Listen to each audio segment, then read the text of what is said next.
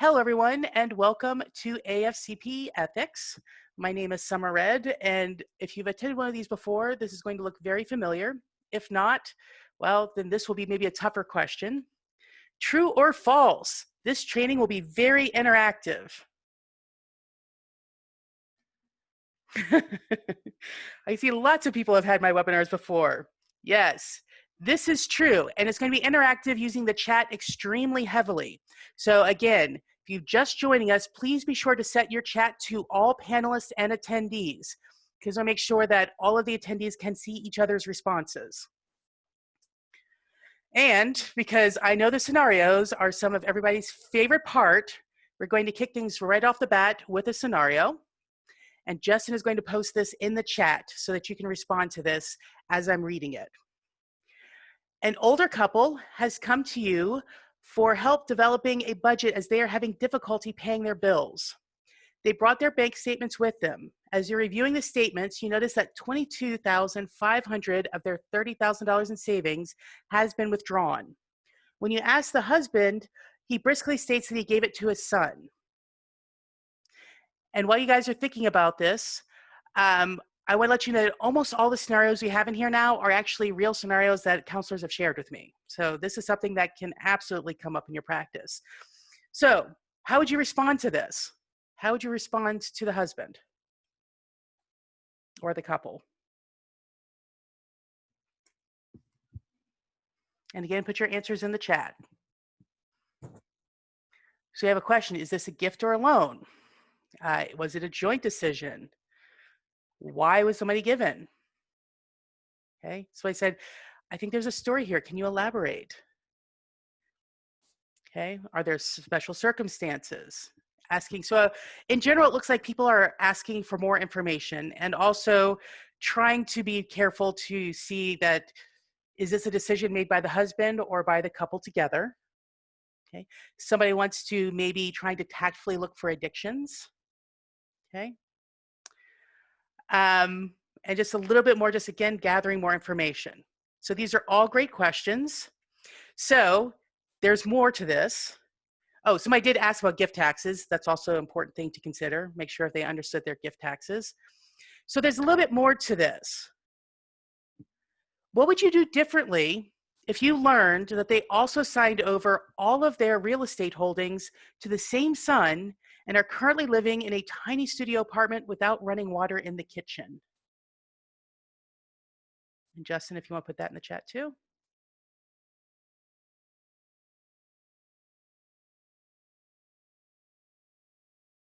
Okay, so now people are starting to ask about elder abuse.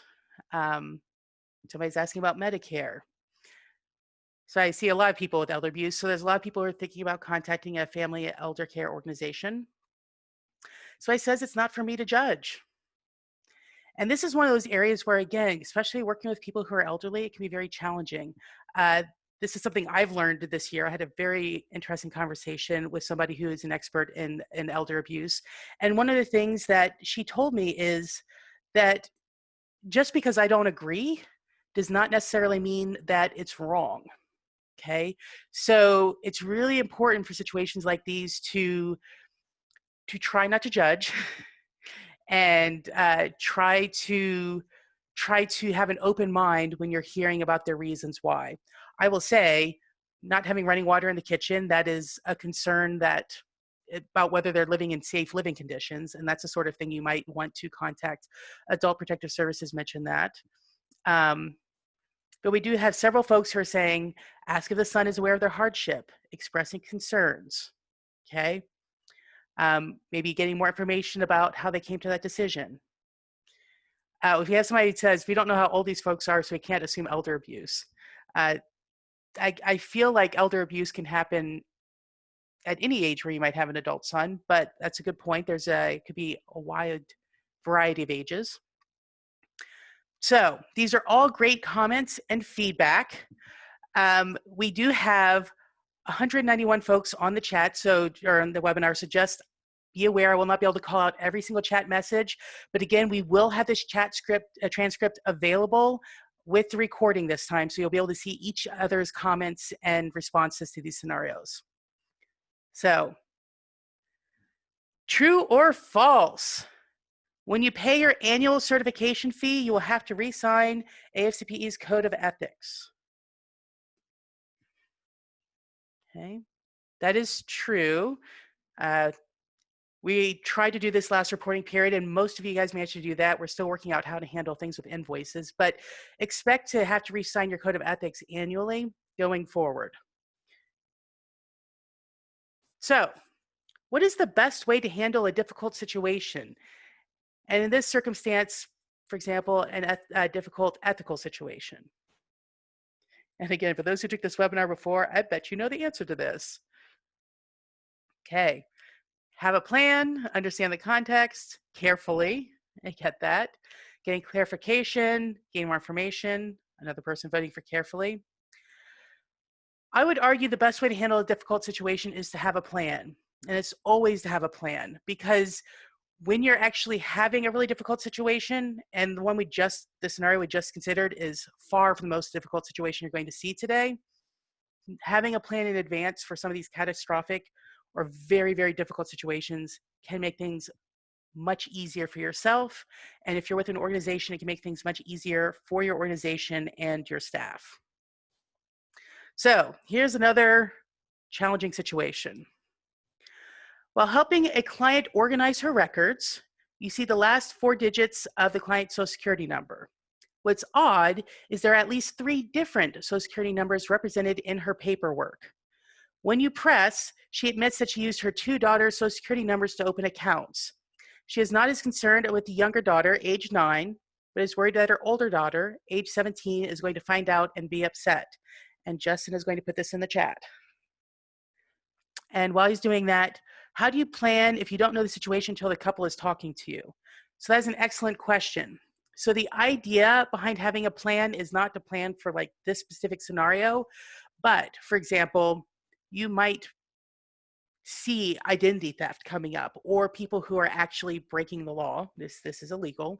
And so you could have a plan for how you would handle any incidents of criminal behavior that you are finding out in the course of counseling. So you have a plan for how you'd handle that when it comes up. But yes, as people pointed out, this is identity theft. Educating, help her fix the issue. So by suggesting pull the daughter's credit reports to clean this up. Technically, the daughters shouldn't have credit reports because they're too young to have credit. So it'd be interesting to see the implications of that. Somebody says, ask what led her to doing this, what circumstances made her feel this was necessary. Asking why the daughter's Social Security number was used. And I will say, I have seen this before, and it's usually used because somebody can't get credit themselves. Are there non-criminal pathways to rectify identity theft? I am so glad you asked this. So this actually comes up quite a bit in Montana, and nobody wants to throw their parents under the bus, usually, for using their Social Security number. And so it often happens, by the way, with utilities. That was a question that came up. So they can't get the utilities turned on because their credit is bad, so they use a child's or grandchild's Social Security number. And the way that financial counselors in Montana handle it is they will actually just pull the credit report for the child when they're an adult and able to dispute their own credit problems. And then they dispute it because if the child was under the age of 18, they couldn't actually, unless they were emancipated, they couldn't sign a contract and open the utilities. And so they just say, I don't know who did it, but clearly it wasn't me. And they get it removed that way as identity theft. Yes, so as somebody pointed out, this is something they've seen with their own clients. And yes, the older daughter will be upset. It's just talking about consequences, find a legal reference to point out the program and then offer to help. So refer out to somebody who can help with legal issues. If somebody says, encourage her to close the accounts and set them up with the correct number. So for a lot of these, we're pointing out that it's illegal, making sure that, you want to make sure that she's aware that this is a crime. And then identifying and confirming the barriers that are causing her to do this. And somebody's pointing out, well, it's great to say that you can just take care of this and fix the problem after the fact. The family may not be able to afford to pay for that. That's probably why the identity was stolen in the first place. So we had somebody ask, is this illegal? It is absolutely illegal to do this. This is identity theft. So we have somebody saying that their understanding is, I don't know who it was, without filing a police report wasn't sufficient. I think in Montana with the utilities, that's where the example I was using came from, is because legally you cannot sign a contract if you're under 18. You just legally cannot do that. And so you don't necessarily need a police report to prove that you just need maybe a copy of your birth certificate to prove that you're under 18 and therefore you could not have signed that. Okay. We asked, can a parent pull a credit report without consent? I have to admit, I don't know. Strictly speaking, children are not supposed to have credit reports because they can't have contracts until they're 18. So we also asked, is this mandated to report this? So financial counselors by AFCPE are not mandated to really report anything. That's not something that we mandate. You're supposed to follow your state law. So you need to find out what the law is in your state to find out if you're required. I learned in the elder abuse webinar we had earlier this year that in Florida, every single citizen of Florida is a mandated reporter. They are legally required to report abuse if they see it. Okay, but every state is different and you'll need to find out what your state laws are. So these are great comments and thoughts, but we did have a question earlier about creating a plan. And so let's talk about how to do that, especially if you don't know in advance what the challenges might be. So the first step is to anticipate challenges. Okay, so the best way to do that is start thinking about previous difficult situations. So you can brainstorm with other counselors, or if you're an organization with your own counselors, try to identify things that might come up so you're ready for them. Once that happens, once you have come up with all of those potential problems, start identifying solutions. Right? So you want to create policies and procedures. This is something, especially comes up with the military, is something that's called the right to report policy. So there's some things, for example, that are illegal under military law that are not illegal under civilian law. For example, adultery is illegal under military law. So the right to report policy basically is a document that says if you're breaking the law or if you're doing any of these things that you're not supposed to be doing or behaviors that we're required to report, just so you know, we are going to have to report. And you have the client sign that in advance so they know if they choose to disclose something that has to be reported, it is not confidential. That confidentiality will be broken. And because they have signed in advance, you have that written consent in advance. You'll also want to do staff training regularly. This is the sort of thing that can be very easily get rusty. And again, you don't want to have a staff person in a really tough situation where somebody, say, disclosed criminal activity to them and they freeze because they don't know what to do. All right. Whenever possible, you want to try to preempt negative client response. Okay. So clients can be really upset if they find out that you have to report something illegal, for example. So that's why you have them sign these documents and forms ahead of time.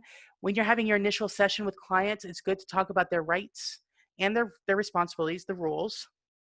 And you'll probably want to have some sort of signed behavior agreement. And this can be things related not just to what they might disclose, but if you have a client getting aggressive or threatening violence in a session, you want to be in a position where you have a policy in place to how to get that client out of there. How can that counselor call for help if they need it? Okay, and again, part of this is to protect your staff and your organization. Okay, so beyond just the ethical scenarios, it's good to have a plan in place for things like an emergency or disaster plan. You know, if a tornado is coming, do you know what to do? A dangerous client plan. Again, if you have a client who's in the office who's dangerous, how do you handle it? That's also where you might have something like, say, an active shooter plan. Having an intentional self-care policy is really, really not common, but I really, really hope it becomes more common. And the idea is the organization intentionally chooses to value its employees, and in doing so, creates a policy to make that actually apparent. And one thing that's really critical for success here is that management is also participating. So if you, for example, say, we don't want people to work overtime unless there's a crisis, but we don't want people to habitually work overtime, and then you have, you know, all the bosses working 60 hours a week, it doesn't matter what you say, people are going to see that 60 hours a week is required and expected, and they will keep working themselves into the ground. So think about your staff. Remember, they are a resource that can be very hard to replace, and they're highly trained, and you want to keep them and make sure they do not burn themselves out. We have a question if we have samples of these documents. We do not. That is something that it's on my very long list of things that I would like us to be able to produce at some point in, say, an essentials course. We're not there yet. If anybody does have a document that they use and they're happy to share, please send it to me and I will share that out. Okay? Are there questions on any of these? See a few folks who like the use of self-care. Thank you. Somebody's pointed out they have a dangerous client plan. If you're willing to share that, I think a lot of people would be curious about how that's used. So thank you for all of these comments and thoughts. And again, we'd really like to help each other and support each other as a community. So sharing is caring. We would love to have your policies, no matter how boring they seem, they can really help organizations get a head start if they are starting from scratch. All right, who's ready for another scenario? And this is one I've personally encountered in real life. Your boss, an AFC, announces that he's getting married. The only problem is he's getting married to a woman who was his client 3 months before. Oh, and as Sean points out, the AFCPE Connected Community discussion forums is a great place to share these resources, and that is for members. So definitely want to check that out. So as people are pointing out right now in the chat, you do have to wait 2 years to engage in any kind of sexual relations with a client. So yes, this is an ethical breach. We have a lot of people who are kind of freaking out in the chat, which is somewhat entertaining. Okay, so, but the question is, what do you do? Yeah, I think we can all acknowledge this is totally breaking the standards of practice rules and the AFCPE Code of Ethics, and also just is generally not good. But what do you do if this comes up? So you guys are typing faster than I can catch up. AFCCs, that's an excellent point. I believe AFCCs have to follow AFCPE Code of Ethics, but Jared might be able to respond to that in here. So a lot of people are saying that there's a duty to report and report 2 year. Oh, I'm sad. Somebody asked about the 2-year rule. The 2-year rule is actually an AFCPE standards of practice, which we'll get to here in a second. There are 51 of them, and you are required to follow them. And so you need to go and read them if you haven't yet. They're on the website. We'll cover some of the big stuff here. So a lot of people are saying you should report him, but here's a tough real world question. Are you comfortable reporting your boss? Do you really think your boss is not going to figure out who reported him? Are you really willing to risk your job for this? So some folks are asking him, maybe you should check with the boss and see if he knew about the time limit. Some people are saying, congratulations, but I'm going to report you. Some people are not at all concerned about this. So whether they're consenting results. So this is one thing to remember too about being an AFC is if there's different ethical guidelines to follow, you should always follow the most strict. So even if your organization doesn't have guidelines against this, you are required to follow the AFC's Code of Ethics because you are an AFC. So we have a lot of folks pointing out that you have a duty report, but this does put you in a bad position. Somebody asked what happened when this happened to me. So the person in question, this is, by the way, before my time. I just knew the person in question. He married her, and I think a couple of years later, they got divorced. And that was not the only client he was having an affair with. So, and we have somebody asking, do you really want to work with somebody who's not abiding the guidelines? So I will say, there are like 40 chats coming in all at once that I can't quite read because they're just too fast.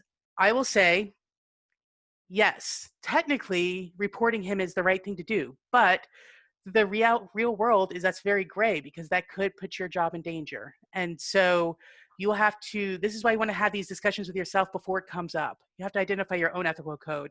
As an AFC, you're supposed to report it, but let's face it, are we going to know? Not unless you report it. So to me, the clear ethical response would be to report it, but I would also, frankly, probably be brushing up my resume just in case. Somebody asked why there were no consequences for this person. This particular person was not actually an AFC, but he was the executive director of the company. And there's a lot of questions about why there are no consequences for this person. Okay. So these are all great comments. Let's get to a little bit more of the learning part of this. How many standards of practice does AFCPE have? Yes, because I did mention this earlier. Everybody does have this right. There are 51. So let's go check out a few of them. True or false? It is okay to pay referral fees as long as you don't accept them.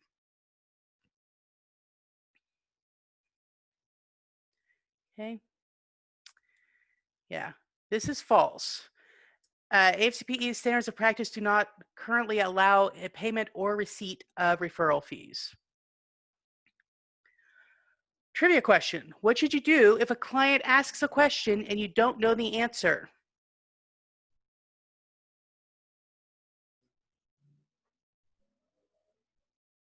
Yeah, you say you don't know. You admit that. You do some research and you get back to them or you refer. Okay. So do not lie. Be honest. And people will respect you if you're being honest. It's one of those things that would be really challenging, especially for new AFCs. When you're first starting out, it's really hard to admit you don't know something because you're supposed to be the expert. But real experts acknowledge when they don't know something, and so that way you know everything they say is accurate. True or false, being friends with a client is forbidden under Standards of Practice 3, dual relationships. Okay, and this one's a little bit more of a tricky one since a lot of people don't actually know what this one means. So this is false. And one thing I like to do when I'm explaining the dual relationship standard of practice is talk about a podcast called The Shrink Next Door. Has anybody here ever heard of The Shrink Next Door? A lot of no's. We have one yes who said it was a great podcast. So The Shrink Next Door is pretty addictive, and I recommend it if you're looking for something interesting to listen to. But basically, I'm about to spoil you here. I apologize. But the idea is this. There's a reporter who moves to a house in the Hamptons or some other ritzy place. And next door, there's a psychiatrist who lives there. And that psychiatrist has this like schlubby caretaker who goes around fixing up the place. And the reporter lives next to this guy for years and years. And over time, he just finds the guy next door just a little weird. And he eventually finds out that actually the person who owns that property is the caretaker. Nobody knows this because everybody believes the guy who lives in the main house and who gets his mail there and has parties there is the guy who actually owns the house. But no, that is the shrink who is serving as both a therapist and, quote unquote, the guy's business manager. So, who here sees a problem with being somebody's therapist and also their business manager? Yeah, that's pretty awful, right? And it is absolutely terrible example here of something that is just sort of shocking to see in action. It is an inherent conflict of interest. It is almost impossible to do safely. And so we've really, whenever possible, you're supposed to avoid any kind of dual relationship like this. Now, sometimes it may be impossible to avoid. And if that is the case, then the standard of practice indicates that you need to make sure that you're always putting the client's interest first and that they are protected. All right, let's break things up with another scenario. When creating a budget with a client, you learn that she is selling her SNAP benefits for 80% of their value. Her benefit is $600, which means she gets $480 in cash every month from the person who's using her EBT card. When you address this with her, she says that she needs the $480 in cash more than she needs the $600 in food. Yes, as Catherine points out, this is illegal. Oh, acronyms. SNAP is Supplemental Nutritional Assistance Program. That is essentially food stamps. Not to admit, I don't remember what EBT is, maybe electronic benefits transfer, but anyway, that's the card that you use your SNAP benefits are put on the card each month automatically, and then you use that at grocery stores to pay the debt. So, can the client lose SNAP benefits altogether if found out? I don't know, but I would assume yes, because this is absolutely illegal. And somebody points out is illegal but common. So it says it's illegal and needs to be reported to the county state. So here's the question though, if you report this, then the client now doesn't even have $480 in cash, and they're clearly already struggling because to qualify for food stamps, you have to be low income. Somebody says you should ask what the cash needs to be used for. Okay, those are good questions. Illegal, but it happens a lot. A lot of people are repeating that's illegal, but it happens a lot. And apparently in some states, you can go to jail for this. I had to admit I didn't know that, but yeah, there are potential consequences, and you should find out what the consequences are in your state so you can explore that. Does anybody though have like a response? How would you actually handle this? Has anybody had this actually happen to them? Because I know this has happened to several people. How did you actually handle it?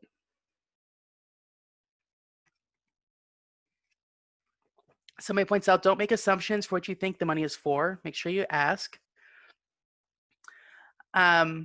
Express concern about the practice.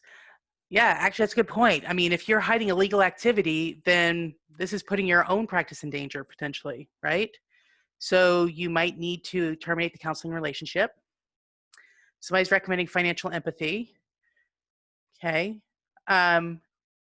Director to alternate resources to help maybe replace those funds and pay the bills that are needed. Explaining consequences, document your explanation, and then develop a plan to break the behavior pattern. Okay, so in general, it looks like there's a lot of focus on education of the consequences, and then we seem to have a mix of a few people who feel like they need to terminate the relationship and refer them out to somebody else. A few folks mentioned a report, but I have to admit, it's harder, right, when it's time to actually do the reporting and turning that client in. Okay. So maybe the client doesn't know about Tanf, although I feel like if they've found out about SNAP, they probably know about Tanf. And Tanf, by the way, is temporary assistance for needy families. So that's cash welfare in the United States. Okay, so again, all these responses are in the chat, which we will have available after the webinar, but these are tough situations, right? And this is, again, something that's pretty common. So this is the sort of thing where you'd want to have a plan in place, and you'd want to have the client know in advance, if you're going to reveal this sort of illegal behavior, here's what we're going to do. And whatever that you're going to do is, you need to define that for yourself and for your organization and be prepared to follow through. Okay, so make sure it's something you can actually live with. All right, we do actually have a next step for this question. Would you do anything differently if this information came out in a class you were offering to Tanf clients? And yes, Jennifer points out, this would be a great time to have that right to report policy in place. So what are the extra implications about this coming out in a class that is for Tanf clients? And again, Tanf is temporary assistance for needy families. And it's extremely small amounts of cash welfare. I think the last time I taught one of these classes, somebody with children was getting like $400 a month. Somebody says, yeah, hopefully the client has not said this in front of everyone. This is the sort of thing you want to like pull aside. But yes, as Sarah points out, now you have witnesses if you don't report. Okay, so yes, it is public now, but not only that, there might be Tanf clients who had never thought of selling their food stamp benefits, but now, maybe now they know about it. So now you definitely want to start talking about consequences, right? Pretty thoroughly, okay? But at the same time, now you've also got this person who's being, as they will probably view it, picked on in class. So you might have like damaged the relationship with that student in the class, okay? So it is a teachable moment, as Tom mentions, but it's also it makes the situation much more sticky. This is now not something you can just sort of handle privately. This is now something that has to be addressed. And also keep in mind, if you're educating Tanf clients, there's a really good chance you're doing that because you're working with an organization that is going to be handling those benefits. You know, you're probably in that building with the organization handling those benefits. So that makes it much more complicated too. Who knows who's listening to that conversation? At that point, you may not have any option but reporting, okay? So this is the whole thing where you kind of want to think about if you're educating students, this is a challenge. I did a lot of training with prisoners who are transitioning out of prison. No, and I had to know what I was going to do if somebody revealed that they were engaged in illegal behavior or planning to do that.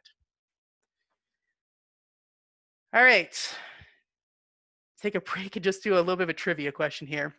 What should you do if a newspaper article accidentally lists you as having both an AFC and a CFP?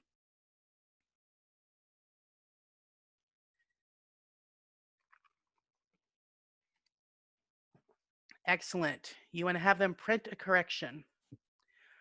True or false? It is okay for clients to send information to your Gmail account. Okay, we have a lot of people saying no. Why is this false, by the way? Okay. For privacy, for personally identifying information. Exactly. Now, this is where I have to say I am not a cybersecurity expert in the slightest. Okay. I actually have to admit, I know nothing about how secure business Gmail accounts are. I know that personal Gmail accounts are not secure enough based on the last organization I worked at, where I was told I wasn't allowed to use them at work, and their IT support person. But if this is something that you are going to be doing for your own business, if you are setting up business for yourself or working with an organization that's small, may not know a lot about cybersecurity, your responsibility is to protect your client's confidentiality. So you want to make sure that somebody at some point does a cybersecurity check and who's an expert and knows how to advise you the ways that you can keep your client's information secure. Okay. Also, somebody points out beyond the whole personally identifying information, you want to make sure that you're separating your business from your personal life with your clients. All right. Here's a really tough one. You are counseling a couple who do not carry health insurance because their religious beliefs do not permit the use of modern health care. One day, the mother comes in to her appointment a few minutes late. She is clearly exhausted, and it looks like she was recently crying. When you ask what is wrong, she tells you that their 6-month-old infant has a fever of 104 and hasn't taken any food or water in over 24 hours. She wants to discuss funeral costs, just in case. While you guys are actually looking into this, we have a question about a client who sends personally identifiable information from their own Gmail account. Obviously, that's not ideal, and you should educate the client on the security risks they may be taking, but you also have to be able to give them an alternative so that they know what they can use to keep their information safe. So the responses in the chat to this particular scenario is mostly to report to Child Protective Services, but somebody says you cannot push your own beliefs on her. And so I worked with clients who didn't treat their daughter for cancer, and she eventually passed away, and that was very difficult. Several people are talking about that you have to report this for child abuse. Somebody says they should take her to the ER, and you can certainly tell the parents that, but based on their beliefs, it doesn't look like they will actually do it.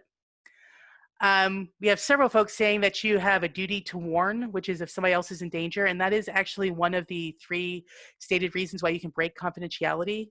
As an AFC is if somebody else is in danger. So this is an area where you do not need written consent to break confidentiality, but you do absolutely need to let the client know that you are. And keep in mind, if you let the client know that, who knows if they're going to take the child away somewhere else, okay? So it says that you should point out options even if they conflict with their beliefs, and that there's a child welfare issue. Are there places that treat for free? I think in this particular case, it's not about the cost of the treatment. It's about their religious beliefs, which is they don't believe in modern medical treatment. And there are some religions that do believe that. In fact, this particular scenario is based on a slightly different scenario that I read about in a news article. Okay. So we have a lot of folks, not a lot of folks, we have a few folks that are talking about maybe referring her to another counselor, but I would just argue, keep in mind, this is a situation where referrals may not be enough time. I mean, if somebody is in crisis, already has a child who has not consumed any kind of fluid or liquids for 24 hours, this is why you want to have a plan in place so that somebody can be contacted immediately, because a day might be enough that the child doesn't survive. Okay, so again, this is sort of a really tough situation. Oh, Jody points out this is similar to anti-vaccination. A doctor can't force him to vaccinate, but will still treat and warn of the problem.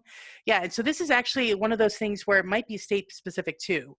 I know in some states, a situation like this would be grounds for removing the child from the parent's care and treating the child without the parent's permission.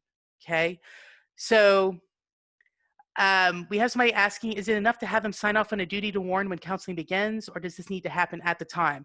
Yeah, this is why you want to have a right to report or duty to warn policy in place and already signed. You can't make her sign this now after you just told her you're going to warn whether or not she agrees. You need to have that already on file if possible. And again, they need to know that as an AFC, you break confidentiality if you have to, if there's, if they're in danger or if somebody else is in danger, or if it's required by law. Those are reasons why you have to break confidentiality. Okay.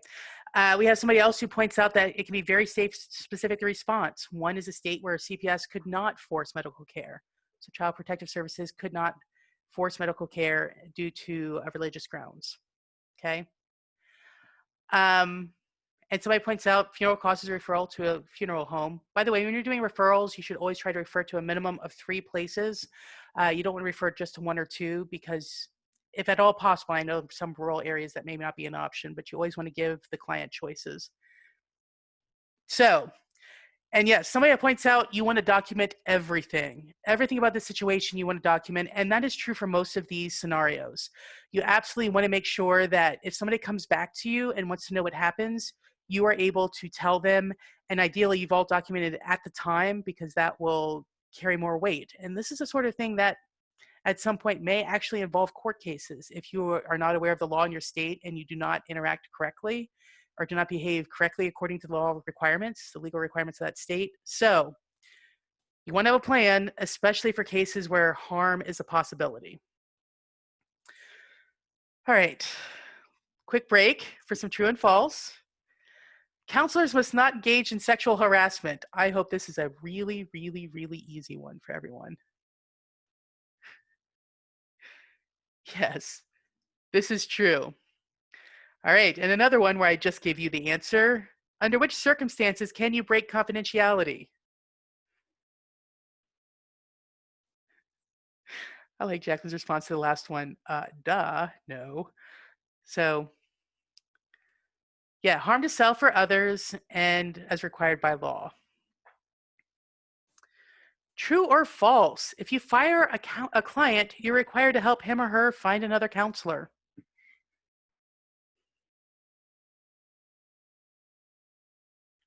Wow. We have a lot of people saying false, but this is actually true. So the standards of practice state that if you terminate a relationship with a client who still needs help, you have to help him find another counselor. Now, I would argue that that is a little open to interpretation. Help find another counselor might just be, here's a list of other counselors in the area, not necessarily you have to successfully get them another counselor, but you're not allowed to just leave them hanging without any support at all. Okay, so I think, again, this is one of those reasons why you might want to have knowledge of other counselors in the area and be able to refer them if necessary. And there's also, remember, a lot of online counselors. That is the case. And if you have a violent client, yeah, that's another thing you have to be aware of. If you have a violent client and you have to terminate that relationship, again, that's the sort of thing you need to report to the police. Like if there's a client who's actually not safe, there needs to be a police report. And again, it's part of not allowing harm to others. If you are giving referrals and somebody is asking about that client, I think that is absolutely an allowance under the rules that if the client was violent, that you can share that so they know that there's a safety issue. Okay. And yes, if you can provide 3 options, always provide 3 options at least. Okay. And does it have to be outside your current organization? I don't see why it would have to be, but I would say that if you're firing the client, it's probably because they're a client you don't necessarily want your organization to work with, but maybe it's just a client that has different values than you do and you think someone else would be better. In that case, that is absolutely a good reason to refer. All right, true or false? You are never allowed to date a client, current or former.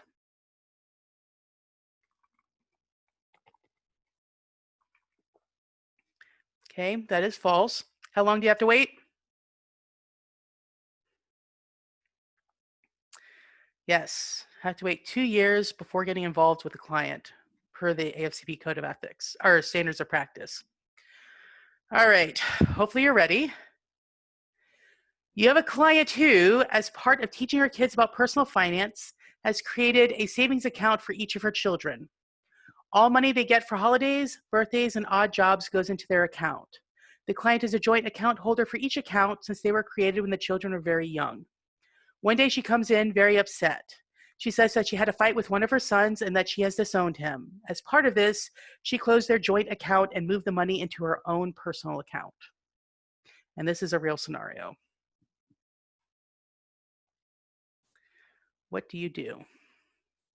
I guess, first of all, is she legally allowed to do this? Is this illegal?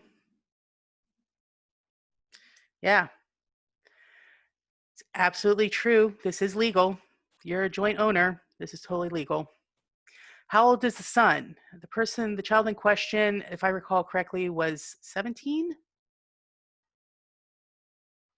Okay. This is going so fast that I'm having a tough time actually catching any of this. Um, this is legal because she is a joint owner. So I just want to clarify that. The ages, I think this child who was disowned was 16 or 17 and had one older sibling that was a year older. It is, I would totally agree, unethical, but it is legal. We have somebody who says, I would ask her not to make any decisions for several months. Okay, but keeping in mind that at that point, the son no longer has access to his funds. Somebody points out she might have some impulse control issues. That is true, and possibly a referral for therapy might be helpful. Okay. Somebody suggests get more information, have a conversation when she is calm. We asked if it's still legal if it's a special type of account that I've never heard of before. I have no idea because I have never heard of the UGMA or UTMA accounts. I know in this particular case it was just a regular savings account in both names.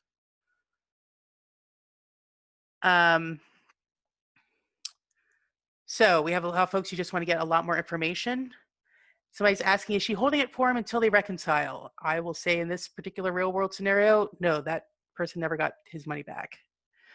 And it was not about spending the money on something illegal or foolish just because the person in question was angry. I did change some genders here, so I'm having a tough time keeping track of the genders as I'm talking with you. So in general, it looks like there is a lot of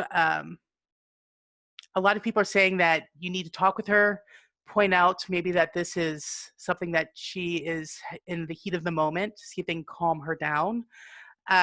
Apparently a UGMA or UTMA account is a special savings account for a child's benefit, and that might have different restrictions. So I would say look into that if a client's coming to you with the intention of setting up these accounts. That actually is really great to know for moving forward. Pointing out to the parent that she might regret this decision later is something that's important to know. Yeah, somebody suggesting clinical counseling. Somebody asked, can a child be disowned at 17, not an adult yet? I don't think disowning is like a legal term. It's more just I'm cutting off contact with my child. Oh, about them being 17. Sorry, in this particular case, actually, the parents were divorced. And so the one parent had the child's bank accounts and the other parent actually had primary custody. And so they just put the child back to the other parent's custody, or just stopped speaking to the child. I don't know what the legal implications of that are, but I would imagine trying to sue in that case would be extremely challenging for the parent with custody. So I will admit, there were like 40 comments in the chat again that I couldn't keep track with. As John points out, this sounds like something a controlling father might do, and I will admit that was one of the genders I changed. It was a father, not a mother, who did this. But yes, it can happen with every gender, okay? So it's a really, really tough situation, and this is one of those situations where I don't know that there is a right answer. I will say that I do believe that parent in question did eventually regret their choice, but that was like 7 years later. So these are tough scenarios. And so you want to think about how you would handle these. And also you want to explore maybe some of your own personal challenges. So for example, would your answer be any different if you found out the fight with the son was because he told her that he was gay? So the answer is no. Somebody does point out that this fight is probably not the first time that this has happened in relationships with this person. Also, that is very true, Jacqueline. So no, everybody's responses are basically the same. I think everybody's responses were pretty much trying to help as much as possible. So that makes sense. So I says maybe 3 decades ago, the answer might have been different, but no, it's unethical either way. All right. You guys are actually typing so fast, I can't even scroll through the chat fast enough. So I will go to a trivia question to let the chat die down a bit. True or false? You must protect clients during group work, both physically and psychologically.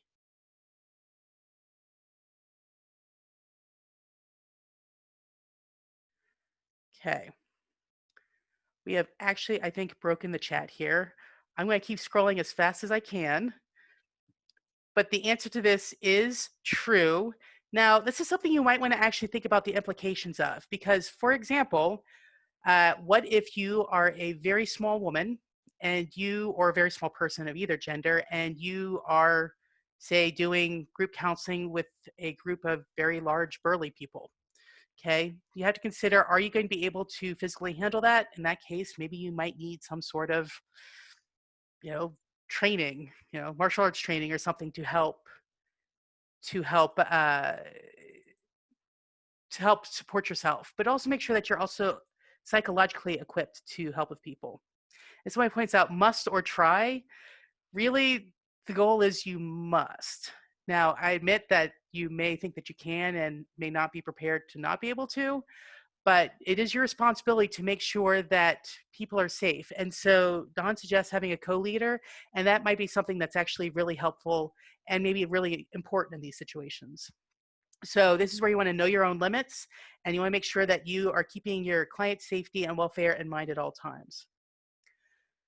Can you record sessions to write notes later?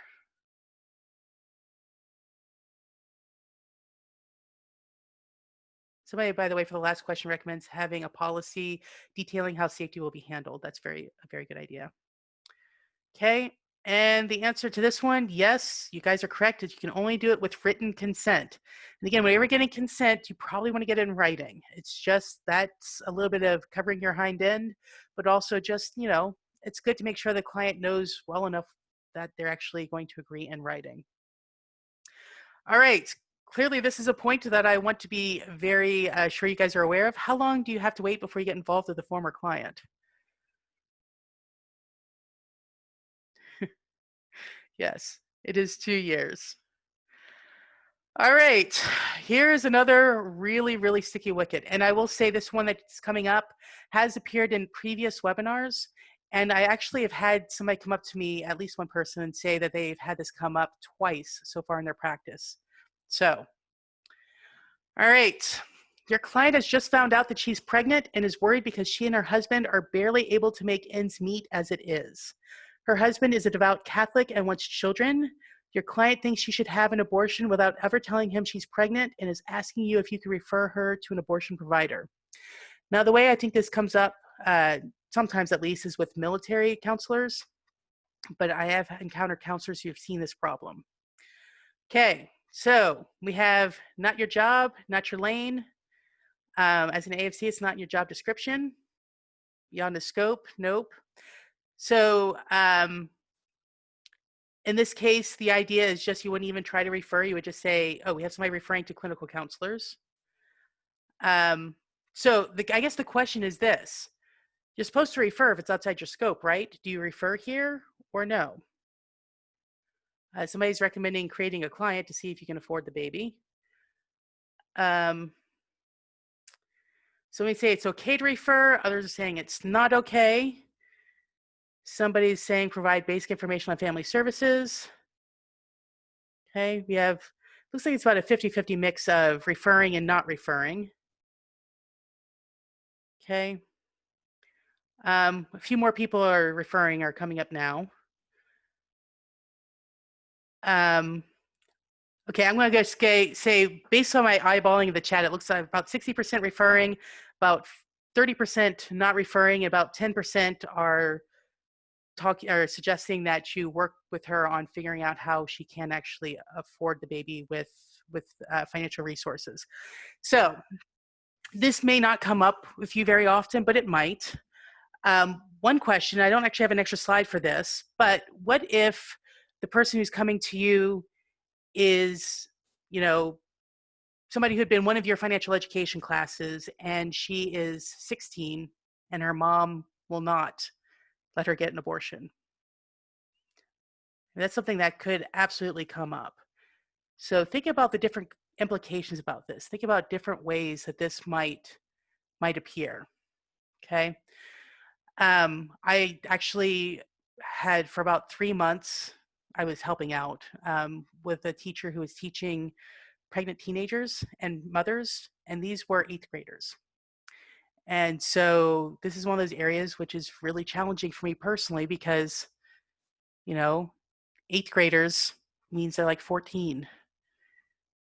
Consent was obviously an issue at some point, So it's something where, again, think about implications and think about your values and your client's values and what's best for the client. Okay. All right. Can you tell a client's family member what they've said in counseling? The 8th grade could be 13. Actually, some of these 8th graders were already mothers. So they were much younger than 13 when they got pregnant. So the answer to this is no, unless you get permission in writing. Okay. But generally, no. And that's important because sometimes you're going to have clients who might share something that has family implications, but you cannot share that without the client's permission. When is the right time to discuss fees?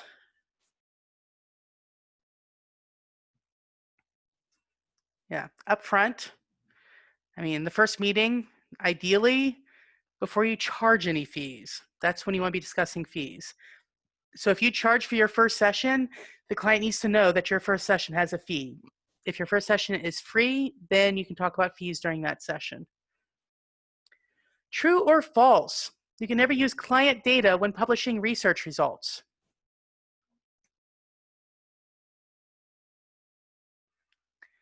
Okay, that is false. But what do you have to do with the data?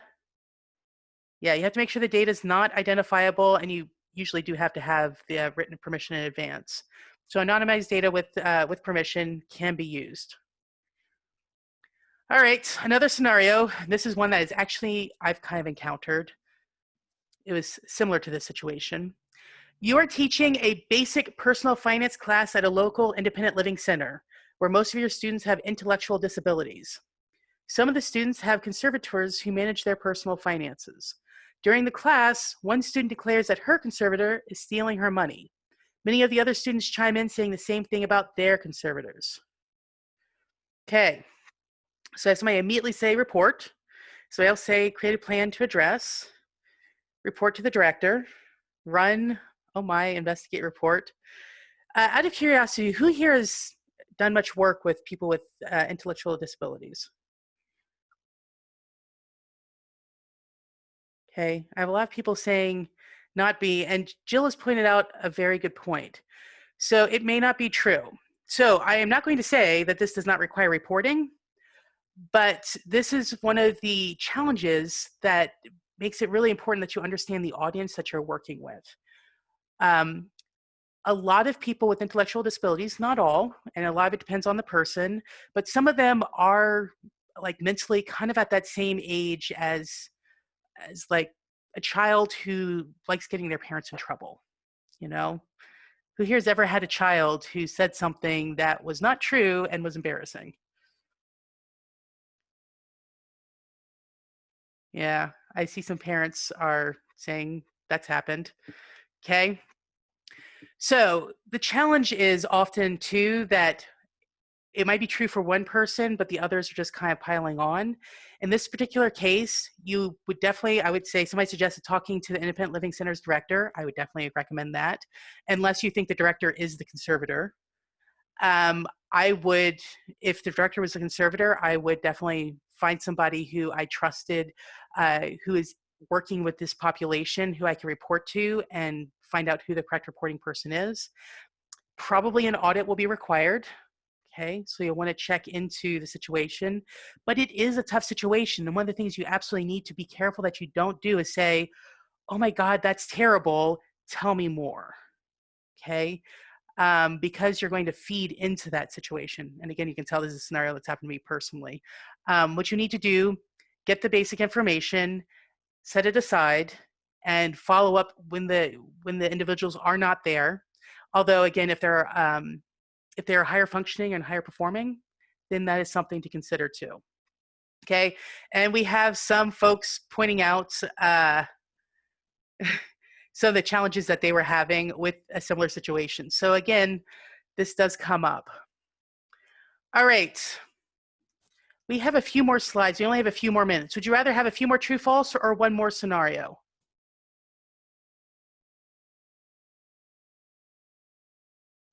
Okay, we have one more request for a scenario. So let me go down to the next scenario. Again, this is one that's real and was actually given to me. A spouse of a service member confides that her husband smuggled home $20,000 in cash in a duffel bag when he came home from his last deployment.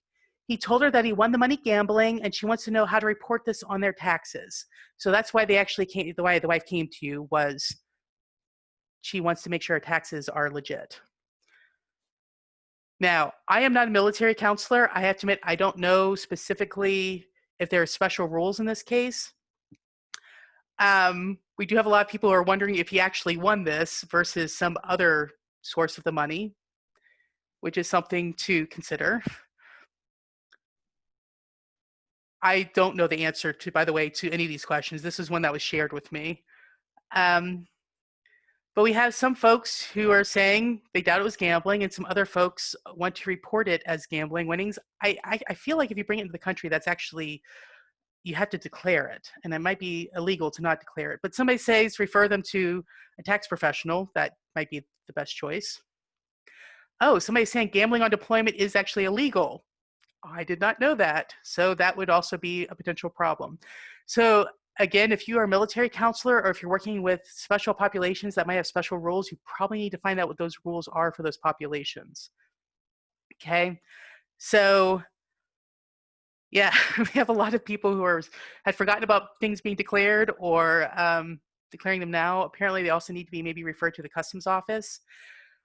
So there's a lot of questions people have. So a lot of information that needs to be gathered, but this again might be something that has to be reported based on what I'm seeing in the chat from people who know more about the military than I do. So we're going to stop here because we have literally a minute left. Does anybody have any questions or thoughts or takeaways? Also, I'm kind of curious, who here thinks that they're going to create a plan now for ethical scenarios? And while you guys are typing that, we had a question whether this webinar can count towards experience hours. I believe it can, but I also believe an experience hours guide was released just like yesterday, and you should go read that.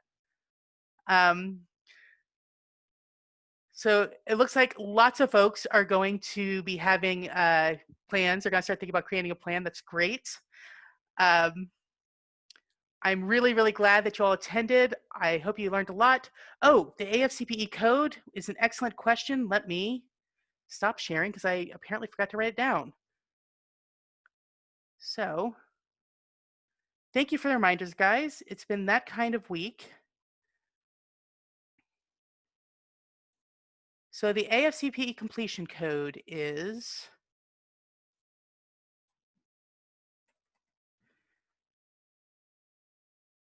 not coming up. Give me 1 second.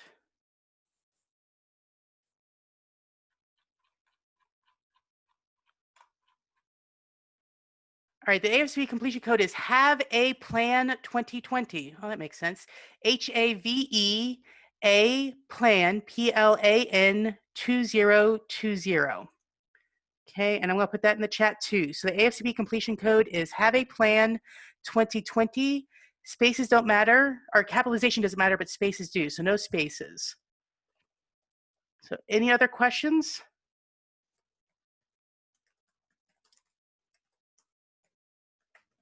All right, Have a Plan 2020 is the code. Thank you all for attending. I hope you have a wonderful week and a wonderful weekend. And again, if you need anything else, just give us a call. What do you do with the code? If you're an AFC, you'll want to go to my.asp.org and enter it there. And you can email ceu@afcpe.org for assistance. Okay? Have a great day, everyone, and a wonderful weekend. Thank you.